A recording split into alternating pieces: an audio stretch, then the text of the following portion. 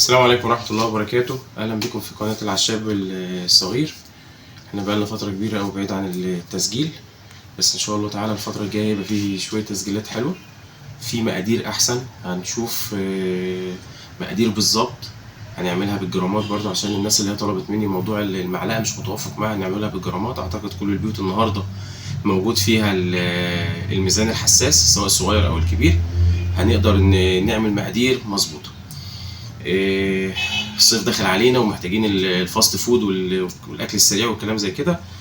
هنبدا النهارده بالشاورما، بس هنعمل فيها تكه صغيره، هتبقى شاورما سوري او اللي هي الشاورما العادي، وبرده هتبقى في تكه صغيره هنقولها موجود في وسط الفيديو علشان خاطر لو احنا عايزين نعملها فراخ او نعملها لحم. تعالوا معانا بقى نعمل التفاصيل. اول حاجه معايا احنا هنذكر التفاصيل في صندوق الوصف، يعني هنقول المقادير بالظبط، فاحنا هنقول المكونات كاجمالا كده، والتفاصيل هنسيبها في صندوق الوصف. اول حاجه هيبقى معايا فلفل اسود، لو في مقدره ان انا اعملها فلفل ابيض اعملها فلفل ابيض. تاني حاجه هيبقى معايا الكزبره، وهي التركه الكبيره كلها هتبقى في الكزبره. الكبابه الصيني، روزماري، القرفة، سواء بقى القرفة الكاسة أو القرفة السيجار على حسب المتاح بالنسبة للحالة المادية عموما. الحاجة التانية هيبقى معايا الجنزبيل، ممكن البودر وممكن الحصى، وأنا بفضل الحصى علشان بتبقى ريحته نفاذة. باخد معايا الحبهان،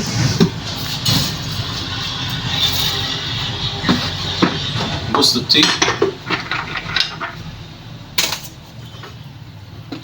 يعني في ناس زعلانه منها اول يومين دول، بس خلينا في الواقع عشان المكونات. القرنفل، ممكن ازود سنه عرق دهب لو انا محتاج الشغل حار او لا، سنه عرق دهب اهو لو في حد عاوز يزوده. البابريكا،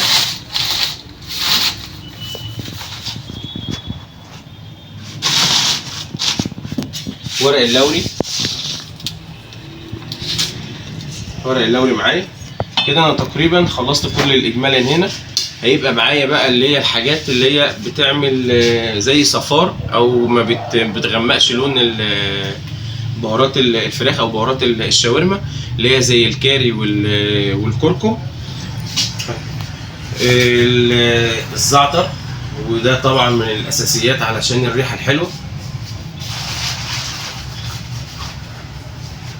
الكركم،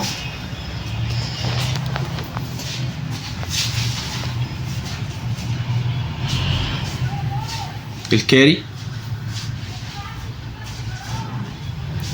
كده تقريبا انا عملت كل المقادير. هيبقى عندي تركتين زي ما انا قلت، لو هي بلدي مش هنحط لها محلب. المحلب اللي هو بتاع المحلب السوري اللي هو بنحطه في الكحك والغريبه والكلام زي كده، بنحط حوالي 50 جرام على التركيبه دي. ولو احنا عايزينها لحمه هزود كبابه صيني وهزود خلنجان، وبدل ما تبقى حبايه جوز الطيب مثلا او 30 جرام لا هخليهم 50 جرام او 60 جرام. يعني خلاصه الكلام هزود الاسود اللي احنا بنقول عليه كل اللي هو بيسود، زي الجوز الطيب، زي الكبابه الصيني، زي الفلفل الاسود، كل دي بتسود معايا. دي لو انا هعملها لحوم. لو انا هعملها فراخ خلاص هقلل من اللي انا قلت عليه. عايز اعملها بقى سوري بالطريقه السوري العاديه، هم التكه عندهم في المحلب. طيب انا بعد ما اطحن البهارات دي هنطحنها الوقت ونشوف. باخد البهارات ديت وبتبل بيها الفراخ. تعالوا معايا بس نطحنها الاول وبعد كده نشوف هيبقى شكلها ايه ونقول هنتبل الفراخ ازاي.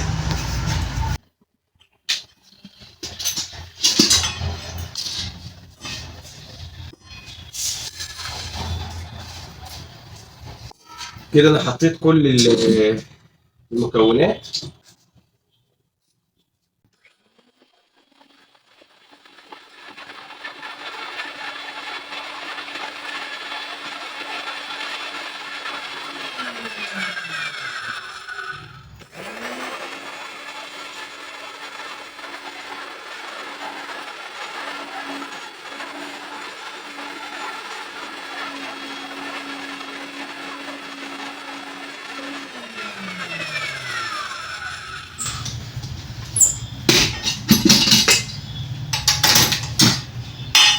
شاء الله. فعلا بجد الريحه جميله قوي قوي.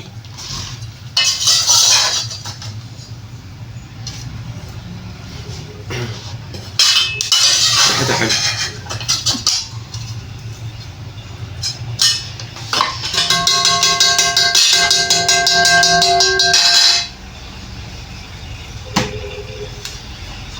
كده زي ما هي طلعت معانا ما شاء الله فعليا. انا حاسس ان انا واقف عند بتاع شاورما. البهارات جميله، ريحتها حلوه، مش متضاف عليها اي حاجه تضايق. لو انت عاوز، لو حضرتك عايز تضيف عليها حاجه زي ما قلنا، ممكن نضيف لها سنه ملح، ممكن نضيف لها سنه ملح ليمون عشان تعمل مزازه، ودي برضو احد التريكات. ممكن نضيف لها ملح عادي. الشطه انا ما رضيتش احط شطه، انا قلت اسيب الشطه دي على حسب الرغبه.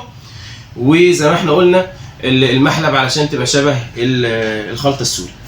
انا باخد من الخلطه دي، بجيب مثلا الفراخ المتبله المتقطعه شرايح مع سنه زيت الزيتون الجميله مع سنه الملح والخل والليمون والزبدايه، واتبل فيها الفراخ مع التتبيله دي، واسيبها مده ساعتين 3 في الثلاجه، وبعد كده ننزلها على النار وبالهنا والشفا.